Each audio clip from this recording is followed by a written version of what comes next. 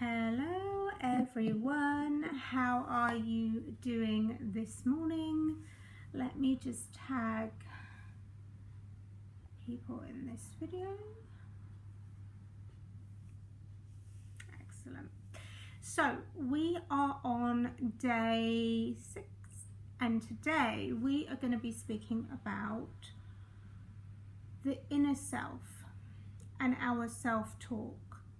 Okay, so this is an interesting one because it's something that actually a lot of us, even as adults, we don't pay attention to.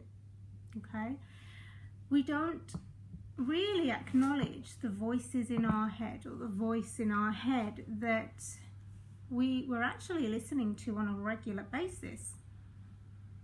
So what do I mean by that? Essentially, it's how you're speaking to yourself all day, every day. So it could be you just going along your day and the thoughts that come up in your head that are saying, this isn't going to work.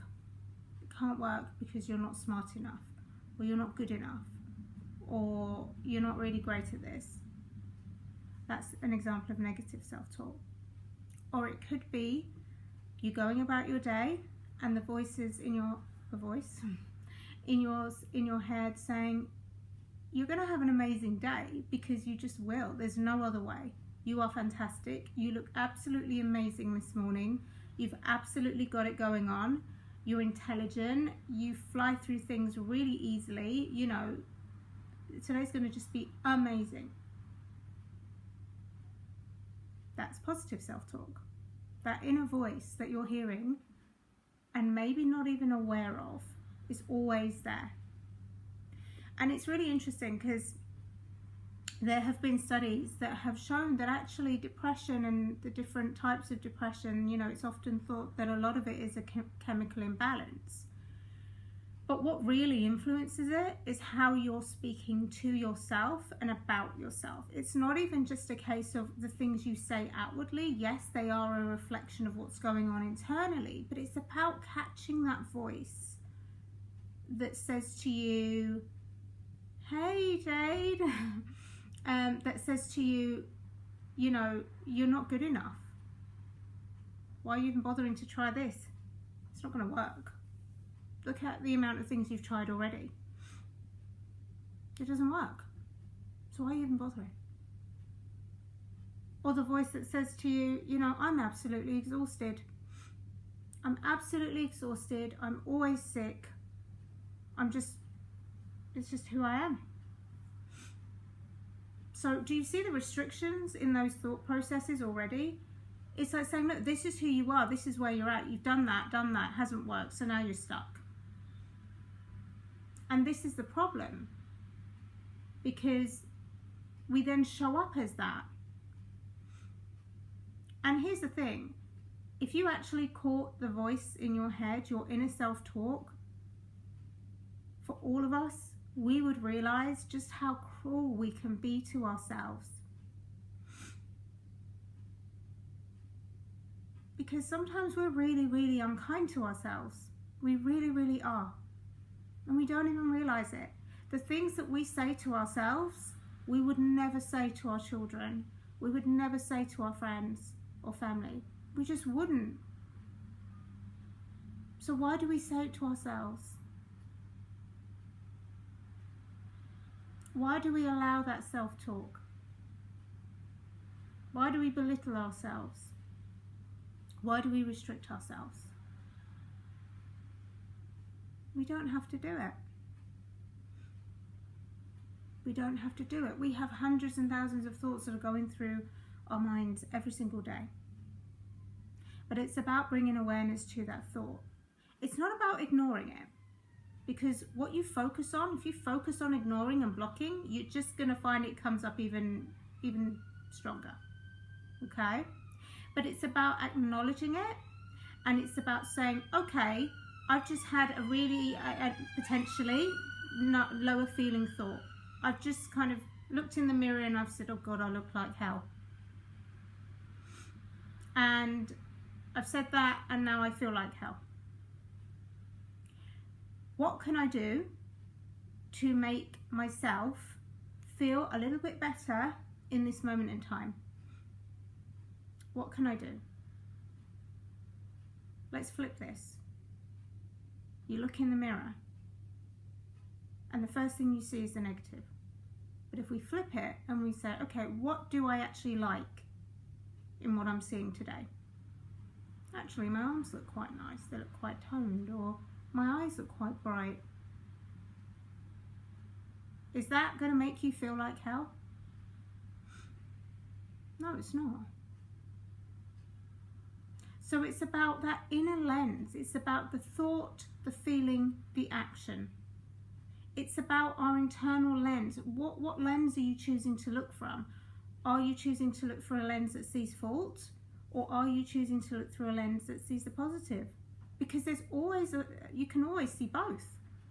But it's about what are you choosing to do. Now, to catch these thoughts, don't get me wrong, especially if you have been in a place where you have, your default has been to see the negative for so many years, it's not easy. But it's not impossible. And it starts with an intention. That's all you need. You just need the intention. It's about flipping the thought that says, oh, I have to get up and get the kids sorted this morning and get the breakfast going. And I mean, do you see my face? It's not about that. It's about saying, I get to get up and I get to sort the kids and I get to send them to school, or I get to do whatever. Hey. And then I get to do something good for myself today.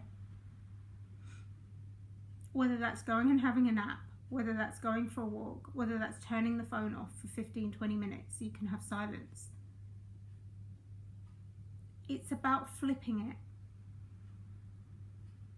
It's about changing I have to I get to. Do you feel the difference in that? Oh, I have to go and do this workout. Nobody wants to do things they think they have to do. We're all free spirits. We all want to do stuff that we know that we want to do. But sometimes with motherhood, we don't have that luxury all the time. So it's not about, feeling down about, oh, like I have to do this, I have to do that. You're in that situation, right? So basically, you've got to make the best of it. You've got to put those lenses on that sees the good in it, the positive in it, whatever way you want to word it, and pull out what you can from it. That's not being optimistic, it's being realistic, because there's always an opportunity to see the negative, there's always an opportunity to see the positive in it. But what are you choosing?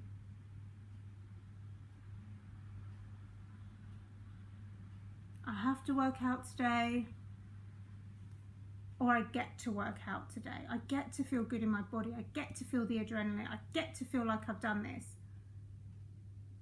I get to see my body toning up. I get to feel good about my energy levels. What are we choosing? And it's always based on our inner self-talk. Okay? So we don't want to block. We don't want to suppress. We want to acknowledge that the thought is there. But we always want to kind of say to ourselves, what's a better feeling thought?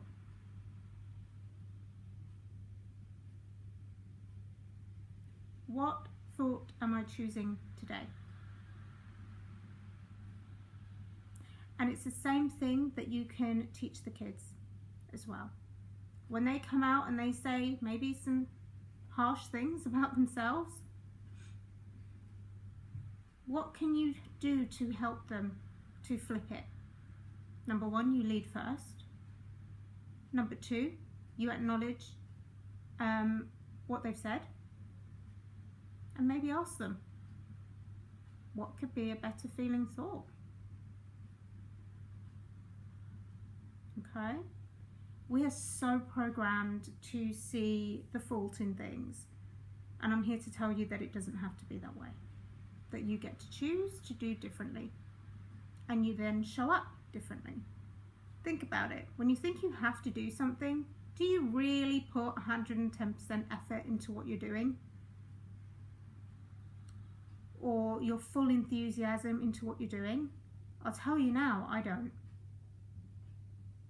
But if you think you get to, and you want to, you put more energy, more effort into it. It feels better, right? So, your activity that you can do for yourself, or with or without your child, or you could just kind of allow your child to do it, is essentially brainstorming some statements that feel true and good to you around certain situations that maybe you would have kind of felt, oh, I have to do this. Let's flip it to I get to. What words and thoughts can you think that will make you feel better about that particular person, situation, whatever it is? How can you soothe yourself? And then you can teach your child the same thing. You can do it together. Okay? Because it's a game changer, working on your mindset. It really, really is. And it's not something that will happen overnight. But like I say, you set that intention, you make that decision, and you will find that life starts to feel a little bit easier, bit by bit. And it will definitely feel easier for your child if you start embedding this from a young age as well. Life can feel really overwhelming and really harsh for all of us, especially children. But you can create that feeling of safety and security for both you and your child. Okay? Does anyone have any questions?